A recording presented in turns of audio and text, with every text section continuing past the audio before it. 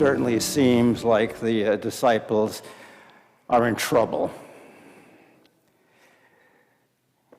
But you know what?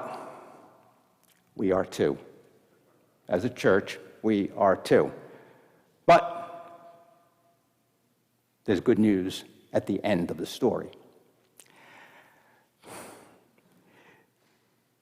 This Gospel of Mark is written around the year between around 70, 75. And it is written in Rome. Now, what's going on in Rome at this time? The church is being persecuted. So you have this gospel story about the church, symbolized in this boat. We used to call it the bark of Peter. This boat that is in danger of sinking, and the apostles, the disciples, they're all frightened. It looks like they are going to drown. And this gospel then is designed to tell them things are rough, things look bleak, but Jesus is in control. And when the disciples of Jesus in Rome would read this, they would have recollection back to the book of Genesis, where Jesus here symbolizes God at the beginning of creation, and he separates the sea and the dry land. He has command over nature itself.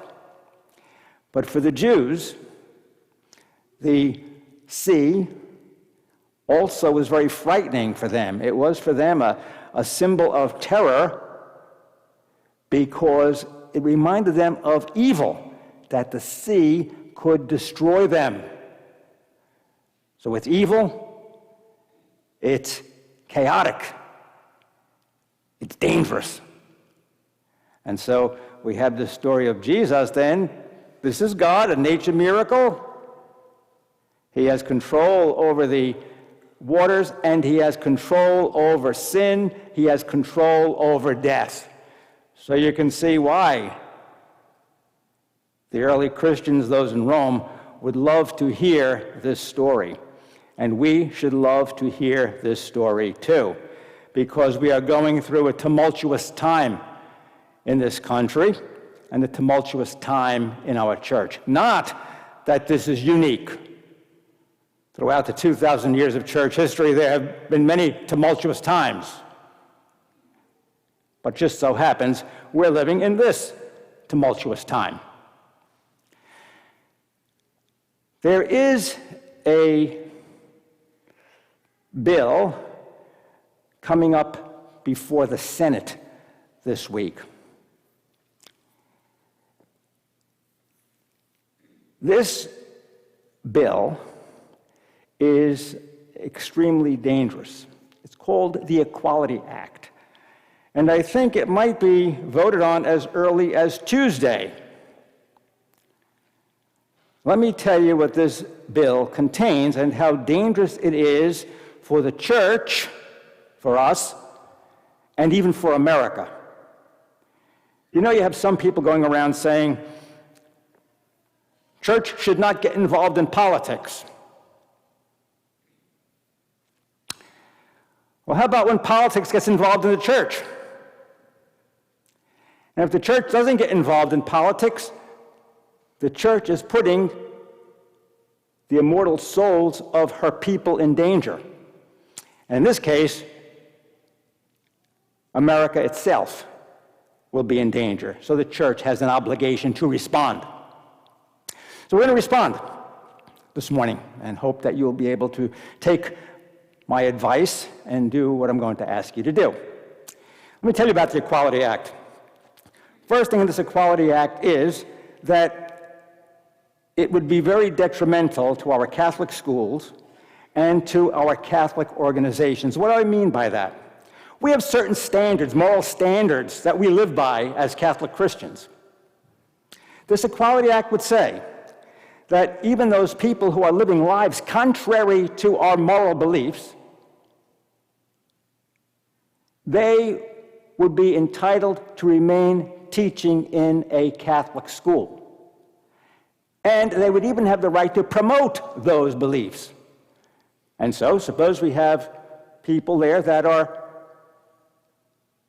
cohabiting, people who are promoting same-sex marriage, people who say that they are transgendered. You know as well as I do, a teacher does not just convey information. A teacher's lifestyle is extremely important in order to convey truth and virtue to their students. This would also affect Catholic organizations, meaning that a Catholic organization, for example, this week we dealt with a situation in the Supreme Court, where the Supreme Court voted 9-0 in a case called Fulton versus Philadelphia. The case had to do with whether or not a Catholic agency, Catholic adoption agency, would be required to give a child to a same-sex couple.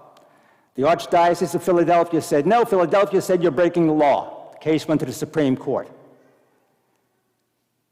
Supreme Court voted in favor of the church.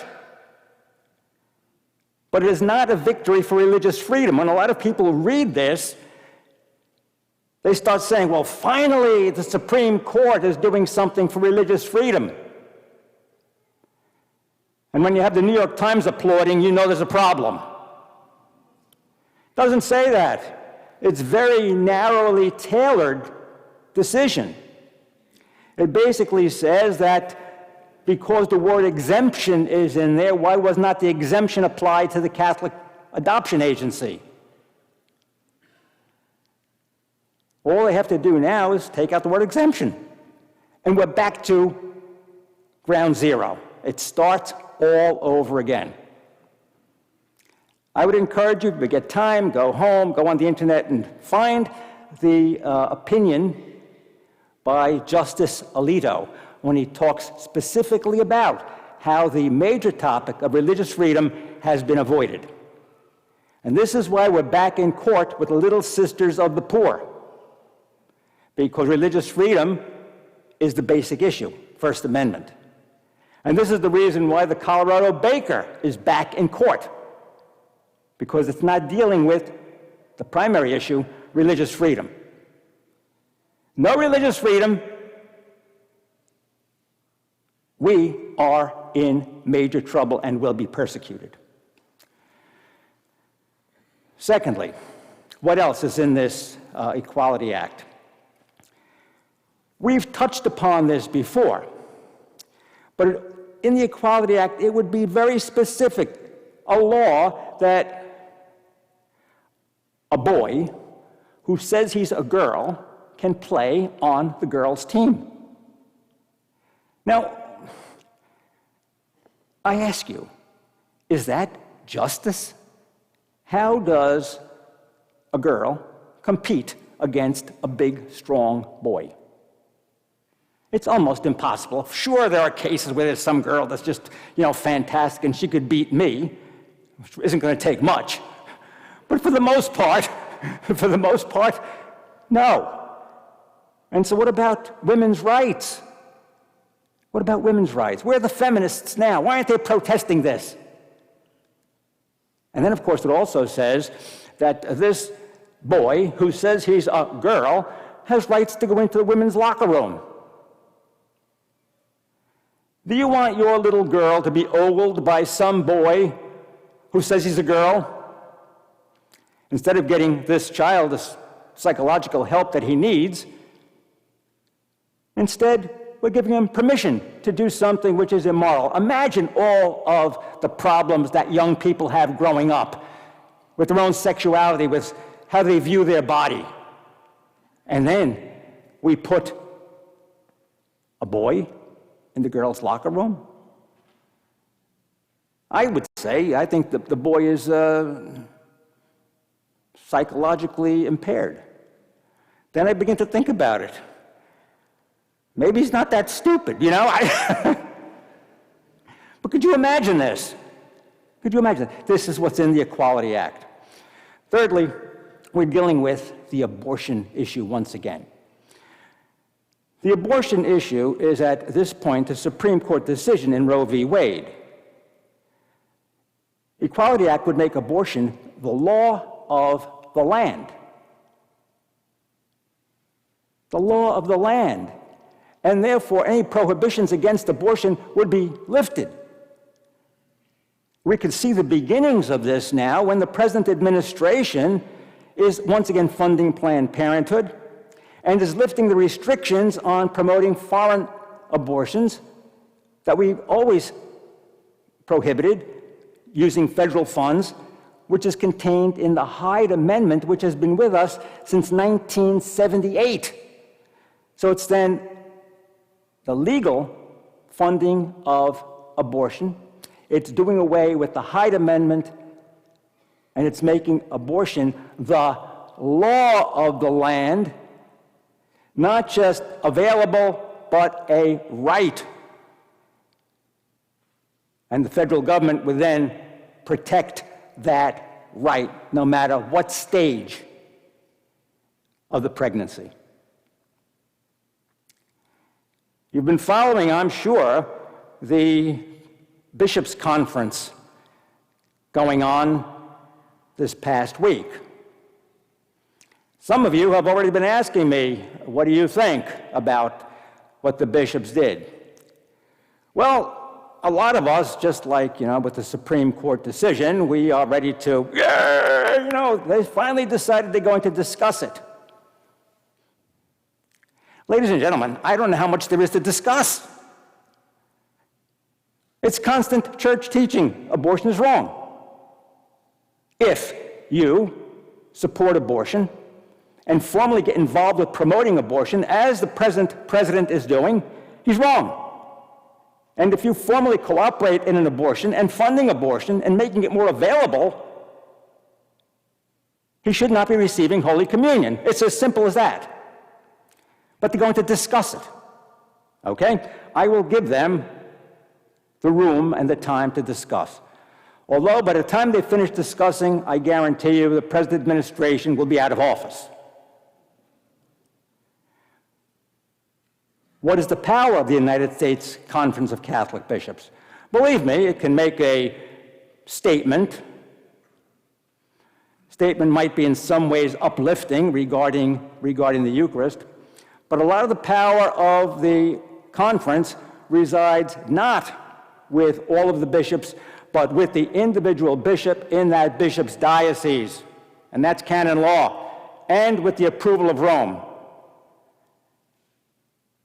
And the recent teaching from the Congregation for the Doctrine of the Faith gives me very little hope that there's going to be any teeth in what comes from the bishop, I hope, by next November. What do we do about it? What do we do about it? We hear about Vatican II, the role of the laity. And I never appreciated that more than I do now. It's going to be your role to teach the truth.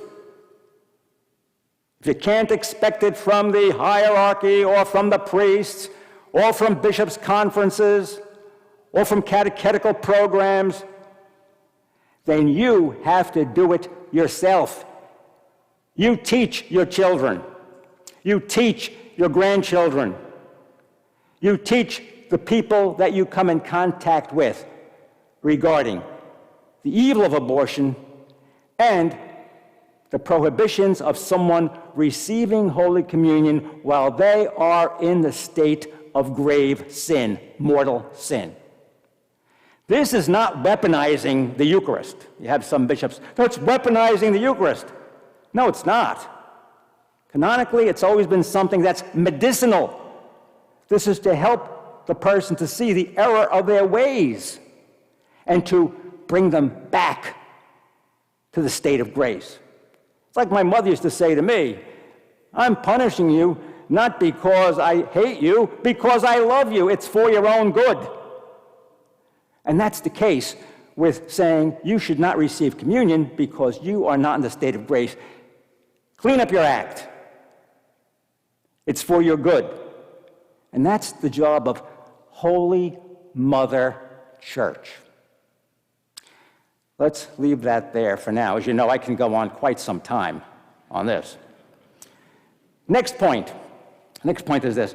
It says that transgenderism would be recognized as a right and normal. And therefore, people would be required, especially in the health professions, to facilitate transgender therapies. Usually begins with hormonal therapies and then even bodily mutilation to reconstruct a person as to what they believe they are.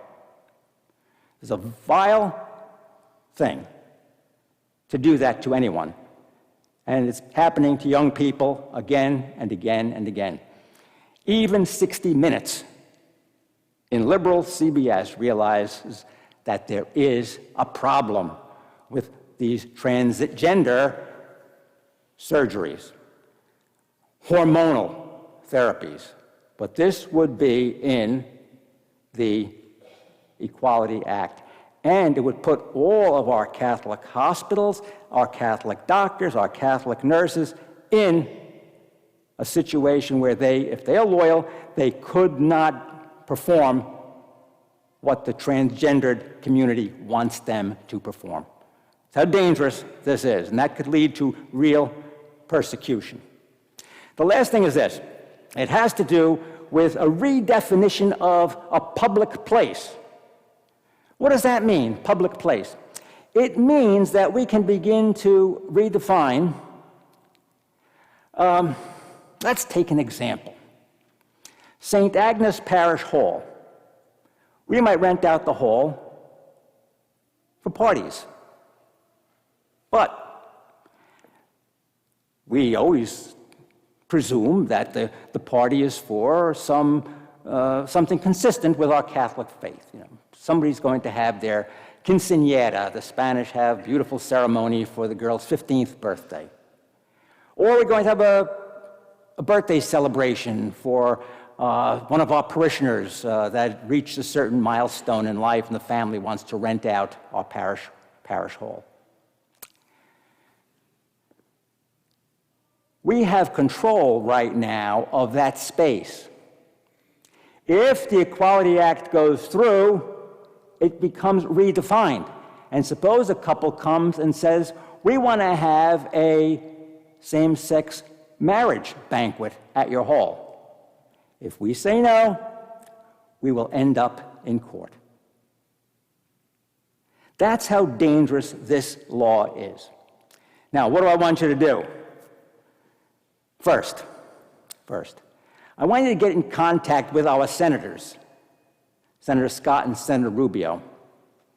If you don't live here, or if you have residence in another state, get in touch with the senators from your state and tell your family and friends that live elsewhere to do the same. It's extremely important for their well-being, too. Okay, that's number one. Number two, take voting very seriously. Believe me, the politicians do. There's only one thing I think that they consider more important than saving their soul. That's getting elected and staying in office. So let them know how you feel, what you think. Vote. It's extremely important. Pray, right? Make sure that you are praying. We're praying. The church is in trouble. What do you think the apostles did in that boat with Jesus? They were praying, hey, Lord, help us. We're ready to go overboard. We're going to drown in this little boat. Pray every day for the church and pray for our country. Lastly, here comes the good news. Never, ever be without hope. That's what the devil wants. Everything is hopeless. That's what the enemy wants. Just go along, go with the flow. We always have hope. Why? What happens at the end of the story? Things look like they're lost. It's a disaster. We're going to drown. Jesus hears the prayer. He calms the water, and he saves them. And he's going to do the same for us, because his church will last until the end of time. God love you.